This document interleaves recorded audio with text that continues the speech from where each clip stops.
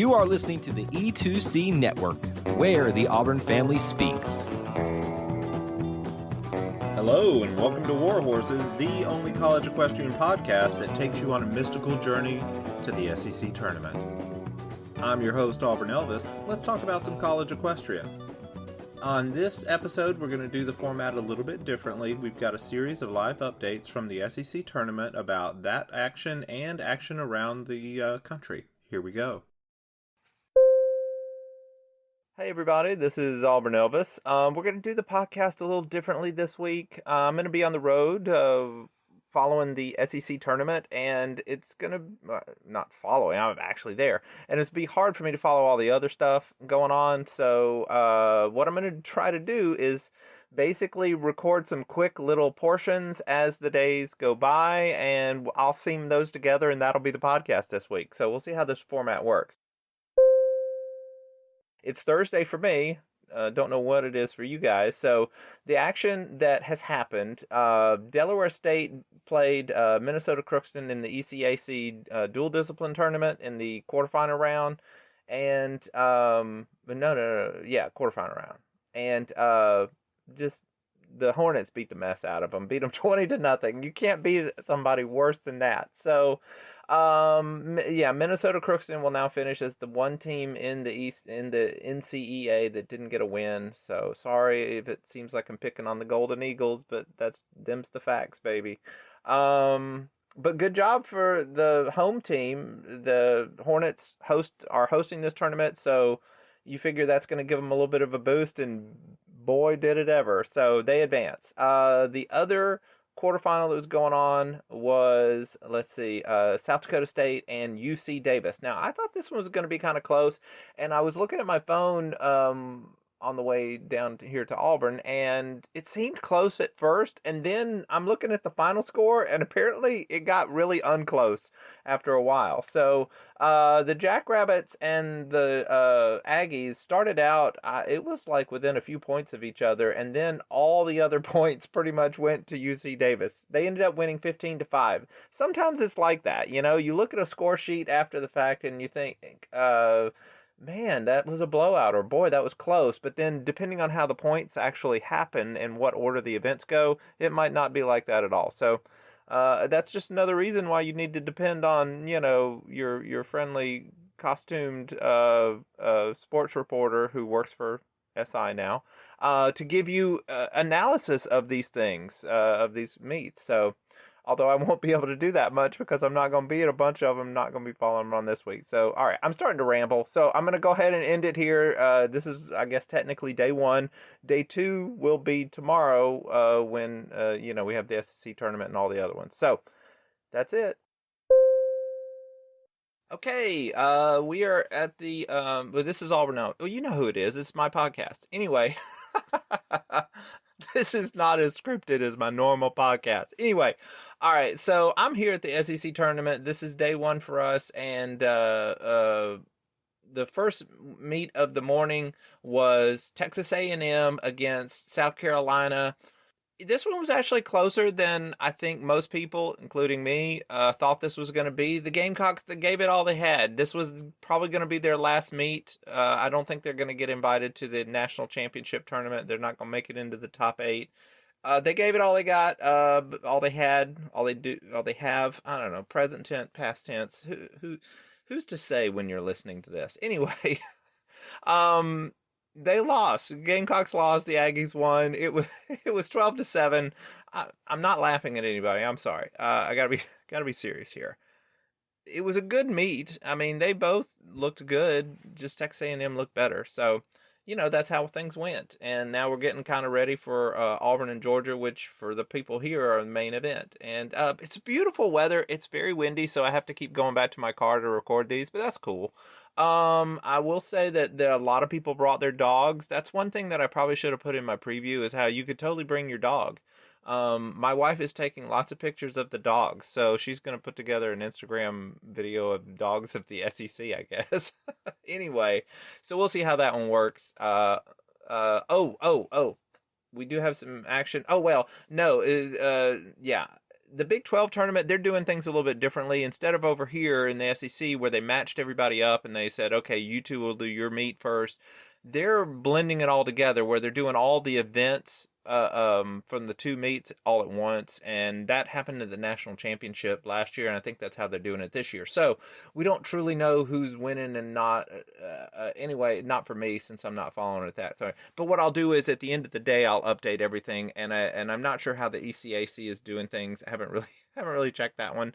But I assume they're doing it probably like this one where they're doing two teams and then they're going to do it fresh new teams. It basically depends on your facilities. Like over here at Auburn, they just redid the flat ring. It's really nice and beautiful, but what that means is they can do flat and then everybody just picks up and moves on over to fences because fences is the most time consuming of the rings to break down and set up because you got to set up fences. So if you have two of the jumping seat rings, it makes it so much easier because you don't ever have to take the fences down. So anyway, that's why they were able to go faster here, I think, and that's why they're doing it like that over at the Big 12. So I'll catch you up with that action, but that's how things are going so far.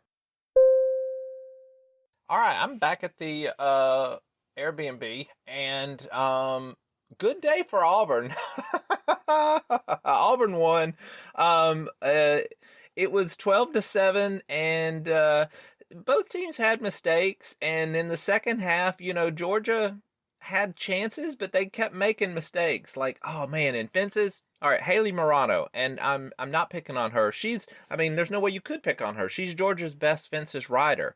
And so she actually had a score that was not her typical high level. I'm not good enough to understand what happened in the actual ride as to led to the score, but I do know that the numbers she normally gets are larger than that. So she didn't have a great one. So she was actually in danger of losing that point. Now she did win, but it was a 1-point win, and there's 3 judges, so they total up all the scores. So it was actually extremely close. Her winning that point. And I'll tell you, I was saying to people that if Georgia doesn't take that point, they are not going to win because they count on her. I mean, they basically take out loans on her winning points. She's so good. So, but she did win her point today. So, success. But at the same time, there was a danger there that she wasn't going to get that. And that was just kind of I guess, a microcosm of how Georgia was doing in the second half. They were good but not great. And Auburn was also good but not great, but Auburn's good is better than Georgia's good, and so Auburn ended up winning. So, good day for the Tigers. If you're a Georgia fan, well, you know what? You got the consolation meet, and that's why the whole thing exists. So, looking around the other conferences, so we have some action, some results finally to talk about. Now, Baylor. Let's jump over to the Big 12. Baylor and Oklahoma State. Man, the Bears came so close to pulling a big upset. It came down to the wire. It ended up being 10-9 Oklahoma State. And I was trying to check in. I know that Baylor won the very first event 3-2, and after that I didn't check in very much because I was trying to put together videos and follow Auburn and all that junk. But so Oklahoma State won, and but only by a point. So good job to Baylor. They looked really good even in the loss. And so you figure, well, okay, that shows Oklahoma State's vulnerable. I have picked TCU to beat them tomorrow, which actually, spoiler alert, TCU advanced as well. So they rode against Fresno State. They beat them pretty easily. I mean, it was close-ish, but anyway, TCU won 13-7, and they will advance to face Oklahoma State in the championship. Oh yeah, Auburn and Texas A&M are going to face in the championship for the SEC. I don't know if I mentioned that. Okay, and the other conference is the ECAC. Talked about that yesterday. UC Davis and SMU. This one also went down to the wire. Now, I didn't think this one was going to be as close because SMU has more talent than UC Davis, but this one was a 9-10 win for the Mustangs, but they advanced. They were the number 1 seed, so they got pushed by the Aggies. So what's really important about that is UC Davis is going to be in contention with Fresno State and UT Martin for the 8th spot in the national championship. So all 3 of those teams are really trying to be impressive. Oh, and Delaware State too, or at least they were until today. Sorry, Hornets, I'm sort of spoiling that one. But all of those teams are kind of, in the same area of, hey, pick us for that 8th spot. and they're all trying to impress here in the conference championship season, trying to give the committee, the selection committee, a reason to pick them over the other 2 or 3.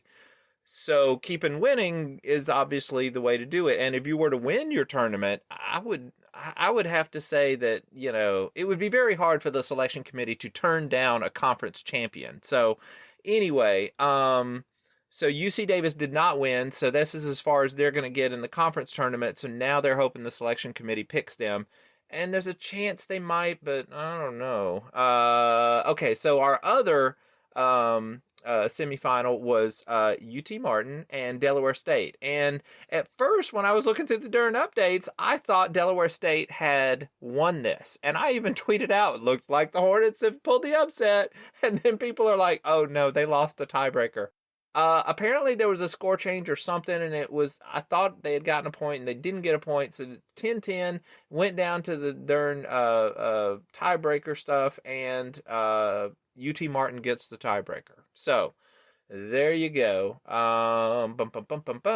Let's see. I don't have anything else here in my notes. So that's how it's going to be. So it's going to be SMU and UT Martin, which are the number 1 and number 2 seeds, facing off in that tournament, ECAC. That's Eastern College Athletic Conference, to all you folks who are wondering what that is. The Big 12, which you should know what that is. That's going to be, the final there is going to be Oklahoma State and TCU. Oklahoma State and TCU, they're the number 1 and number 2 seeds. And the SEC tournament will be Texas A&M and Auburn, which are the number 1 and number 2 seeds. So all the top 2 seeds advanced in all of the conference tournaments here. So, the seeding was accurate. What do you know? All right, well, that's it for today. I will check in with you tomorrow, and we'll talk about some conference championship winners. Hey Auburn fans, I want to take a quick timeout from this episode to bring your attention to something very special. Here at the E2C Network, we pride ourselves on bringing you the best content for Auburn fans out there. And best of all, it's free to you. But just because it's free doesn't mean there aren't costs, especially when you have a library of hundreds of podcasts, videos, blogs, and more. Many of you have reached out and asked how you can support this network in the past. Well, now I have your answer. It's called the E2C Network Booster Club over at patreon.com/E2C Network. There you'll find a membership monthly reward system where you can sign up for as little as $1 and get different perks at different tiers. Some of those perks include things such as apparel, eligibility to join us on future podcasts, recognition as an E2C Network booster, exclusive communications, and bonus content that is available nowhere else. If you love this network and want to help us keep producing podcasts like this one, please head on over to patreon.com/E2C Network to join the E2C Network Booster Club. You can also get there by going to our website, e2cnetwork.com/support. Whether you decide to join or not, we are still so appreciative that you would support us by just listening and being here, because each and every one of you is part of our E2C Network family. Well, that's it. Timeout's over. Let's get back into the episode. Hello, everybody. This is your close personal friend, Auburn Elvis, giving you equestrian updates from Saturday. This is the championship Saturday. All around the country, all the teams are doing their finals and trying to say, hey, look at me, we're the best. So, it was a good day here at Auburn. Things went really well, but I'll talk about them last. Oh, man. So Big 12, let's do the Big 12 here. All right, I had picked TCU to upset Oklahoma State in my preview. Well, it came down to the very final ride or two, and Oklahoma State won. You know what? Hey, they were the number 1 seed for a reason. TCU was the hottest team in the nation, and they lost. But boy, they still looked good, and they're going to stay probably at number 4. I don't think the committee's going to drop them any. Although I'll do a look ahead at how I project the committee. We'll pick things, and then I'll say, well, here's how they might monkey with things in order to get better matchups. I'm not saying they do that. I think last year they might have done it a little bit, but this year I'm not sure what you would really gain by trying to push teams around to avoid rematches, because a lot of the upper teams, 1, 2, and 3, have all ridden against each other, so it's not like you're trying to promote certain matchups. But I'll talk about that anyway. Anyway, I'm rambling again. Let's just get to the facts. Here we go. All right, so covered that one. Let's see. Oh, over in the ECAC tournament, that's the Eastern College Athletic Conference. In that one we have. Oh, do I want to do consolation meet? Yeah, I'll do the consolation meets because those are important too. Okay, so in the Big 12, they had a consolation meet between Baylor and Fresno State, and I predicted this was going to happen, and I predicted that Baylor was going to win. And guess what? Baylor won. Woo! They won 12-6, so they beat the brakes off Fresno State. Now, why this is okay, I have notifications. Yeah, okay, I tweeted a lot about the Auburn thing, so people are notifying. Anyway, all right, back to work. So here we go. In the consolation meet, the reason the consolation meet is important is because with Fresno State, they're really trying to get into the national championship tournament. They're trying to get an invitation, and they needed to look good. It turns out they lost both of their meets this weekend, so they didn't look too good. That opened the door for other teams. Now, we'll see how much that weighs in the mind of the selection committee. There are other teams out there who did look kind of impressive, like UT Martin, so we'll see. And Fresno State is really trying to get chosen over UT Martin, UC Davis, and Delaware State, although they're definitely going to get chosen over them. So this was not a great loss for Fresno State. Baylor is going to be about the same place regardless, so that's good for them.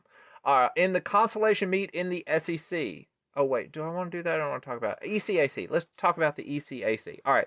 UT Martin against SMU. So this is the number 2 team, the Skyhawks, going up against the number 1 team, SMU.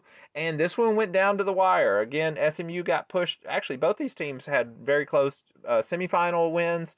And today, this one went down to the wire. SMU has defeated them 11-9. So very close, but the Mustangs pick up their second ECAC title. And let's see. UT Martin looked good, though. I mean, they had a great tournament. They might have impressed the selection committee enough to get an invitation over Fresno State. So, yeah, we'll see. Did I talk about Oklahoma State and TCU? See, this is what you get when I'm on the road and I don't have my notes. I think I talked about Oklahoma State. I'll talk about them again. I can edit this part out if I need to. Oklahoma State beat TCU in the championship. Oklahoma State has won another Big 12 title. I thought TCU was going to pull the upset, but they didn't.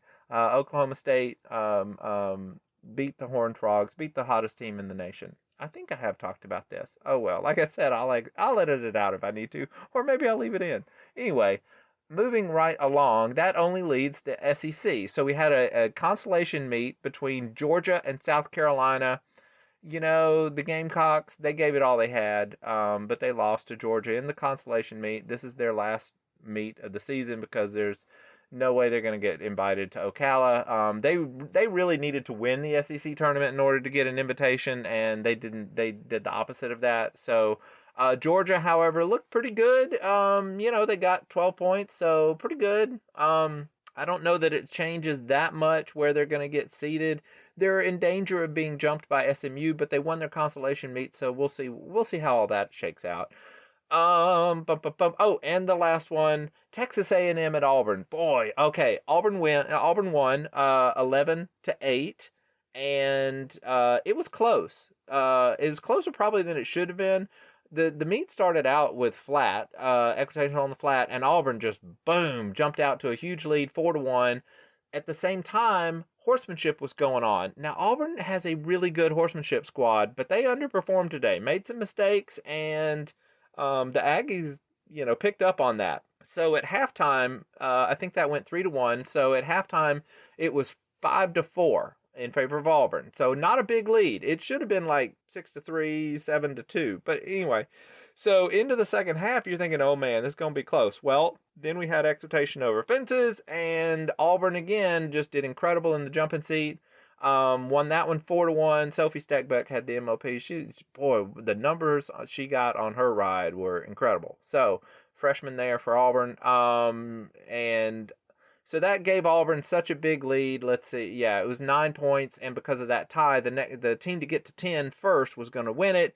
So that meant Auburn only needed one more point. They got 2 more points. The other 3 in the last event, reigning, went to Texas A&M. So it made the scoreboard a little closer, but really it was over by like the second ride. So Auburn won the day. They win their 4th straight SEC championship, and everybody started celebrating. It was great. Yeah, so great weekend. I will say that the single discipline tournament for the ECAC has started up, but they're not doing it. They're doing a round robin, but they're not doing a round robin like I would have expected, where they would have done, Team A versus Team B, and then we'll do Team C and B, and blah, blah, blah. No, they're doing all of the same events on one day, and they're doing all of the flat tomorrow, and so I don't know who's winning that thing. I looked at that and saw that, gave a big heavy sigh, and said, you know what, I'll work it all out on Sunday. So I'll do one final update of all of this stuff on, on Sunday, and we'll see how the single discipline stuff shook out. But you'll remember, I did criticize the conference a little bit last time about how they did this, and they split the North and the South, not in a Civil War kind of way, but in like a regional way, so that they wouldn't have to travel so much. And basically what they did was they said, okay, we've got these 3 teams over here at Dartmouth, we're going to compete, and then we're going to have a champion there. Well, then we're going to have a champion down in the South. But there's only 4 spots in the national championship tournament for these single discipline teams, but you have 7 teams. So Lynchburg and Sweetbriar are going to get invitations. Really what you're trying to figure out is who are the best 2 teams out of those other 5. And if they had all been in the same tournament together, it would have been much easier for the selection committee to evaluate how good these teams are against each other. Because during the regular season, they all beat one another and all lost to one another. So it's very difficult. So what's happening now is you've got 2 separate tournaments. So the 3 that are over here competing this weekend aren't truly being evaluated based on how good they are to those other teams down in the South. So anyway, there's going to be second guessing. Basically, because of the way the ECAC did this, they're going to have some disappointed fans who are like, why didn't we get in? Why'd you pull in this team over there? But you know what? You did this to yourself. You should have taken it out of the selection committee's hands, put them all in one big old tournament, and then the 2 teams that weren't Sweetbriar and Lynchburg, who did the best, basically the 2 teams that made the semifinals, you would have said, okay, they get the invitation to the national championship. But they didn't do it that way, so chaos will reign. All right, well, I'll fill you in on how everything went tomorrow. This is Auburn Elvis. Thank you very much. Okay, so that was our series of updates. Now I'm finishing up the podcast here on Sunday, and good news, the ECAC single discipline tournament up in the north has finished, and the winner of that round robin is SUNY New Paltz. So they defeated both of Dartmouth. I'm looking at my notes here, so you hear some clicking in the background. Dartmouth and Sacred Heart. And let's see, they beat Dartmouth 4-4. That one went into a tiebreaker. They beat Sacred Heart 7-1. Dartmouth not only lost that meet, but they also lost to Sacred Heart. So that means, and they lost that one 6-2. So that means Sacred Heart will finish second in that tournament. Dartmouth finished third. What's really interesting about this, at least to me personally, is that for the last month or so, I have had New Paltz ranked higher than those other 2 teams in the official Auburn Elvis rankings, whereas the NCEA has had New Paltz below those 2 teams. So just goes to show you that you got to go by equitation over fences and the flat instead of equitation over feelings, which is what the NCAA voters use. So I've been vindicated there. Not that this is about me, although the podcast is a little bit about me. But anyway, it's really about these riders and these teams. I mean, good job for the Hawks. They got this done. I was the only one that believed in them other than themselves. And they got it done. So as the North champion, I think they're going to get an invite, certainly. I mean, you can't turn down a conference champion. So they should get an invite to Ocala. Again, Lynchburg and Sweetbriar will they certainly will get invites. So really what that means now is, who's going to get that 4th one? My money is on Sewanee, or at least if the selection committee is being rational, they will pick Sewanee, because Sewanee did the best as far as, they upset Lynchburg in the semifinal. They did lose to Sweetbriar, but everybody loses to Sweetbriar. So to me, they and New Paltz are the two teams that deserve it. Now Sacred Heart would probably say, hey, look at us. We had a 1-1 record in our conference tournament just like Sewanee did. Well, Sacred Hearts, you didn't ride against Lynchburg like Sewanee did this whole season. And also, Sacred Heart didn't ride against Sewanee. Those two never met in the ring, so we don't know who's better. But we do know that Sacred Heart is not as good as New Paltz, and we know that Sewanee could defeat Lynchburg. So anyway, hopefully the committee will listen to reason and will put the Tigers in